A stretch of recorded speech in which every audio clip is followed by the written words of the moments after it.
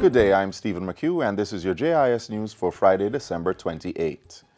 The Ministry of Health continues to implement a number of measures to address an increase in the number of cases of viral illnesses, including dengue.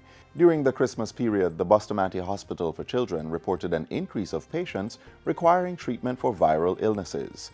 Among the ministry's interventions is the recent extension of opening hours for a number of health facilities in St. Thomas, St. Catherine, Kingston, and St. Andrew. These health centers are seeing patients up to 8 p.m. on designated days. At the same time, vector control workers have increased the number of visits to communities searching for and destroying mosquito breeding sites. This morning, the team was in Gregory Park, St. Catherine, which has a high population of the Aedes aegypti mosquito, which spreads the dengue virus. As many viral illnesses look alike, the health ministry is encouraging persons with flu-like symptoms to speak to a pharmacist or doctor about the possibility of dengue when pain or fever medication is being prescribed or dispensed. Persons should contact the Ministry of Health at 1-888-663-5683 with any reports or concerns. The National Works Agency, NWA, is reporting that the major components of the legacy road infrastructure projects should be completed by the end of March 2019.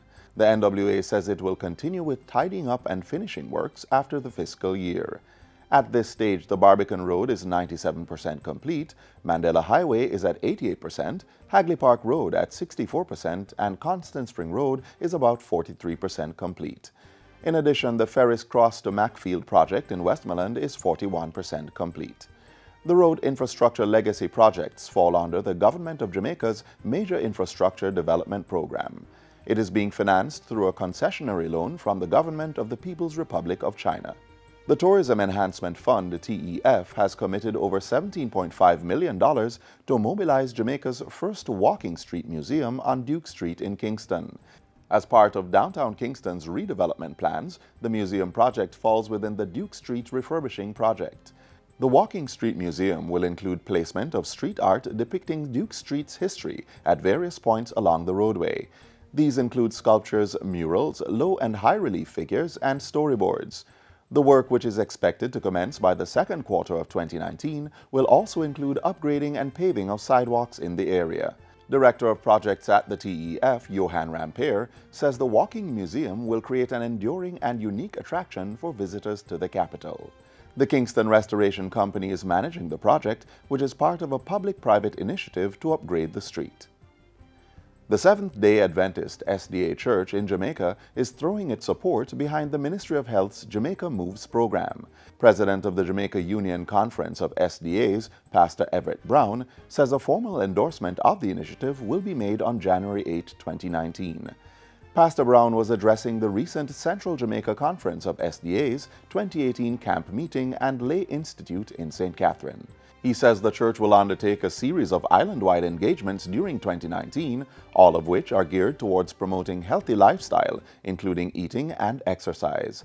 Among the highlights will be two major projects, one slated for Sam Sharp Square in Montego Bay on February 2 and the other at the SDA's Good Samaritan Inn in Kingston on February 3. And finally, the Kingston waterfront will come alive on New Year's Eve with the 17th staging of the Urban Development Corporation's Fireworks on the Waterfront. The event, which is the largest family-oriented function, will also include St. Anne. Last year, we extended the event to Ocherius through our subsidiary company there, the St. Anne Development Company. And so this year, we will be again doing two events. This year for the St. Anne Company, that's dubbed Fireworks on the Bay, on Ocherius Bay. The UDC's Director of Corporate Communications was speaking at a JIS think tank on Thursday. Fireworks on the Waterfront will offer a park and ride service with the Jamaica Urban Transit Company, JUTC. We have provided satellite parking areas at Hero Circle, the National Hero Circle, at Garmex if you're coming from Portmore side, if you're coming out of the east, the Bellevue lands, right, you pay $300 to park in those areas. The shuttle is free. We are in partnership with JUTC to provide that service, and that service is ongoing from the start of the event until the end.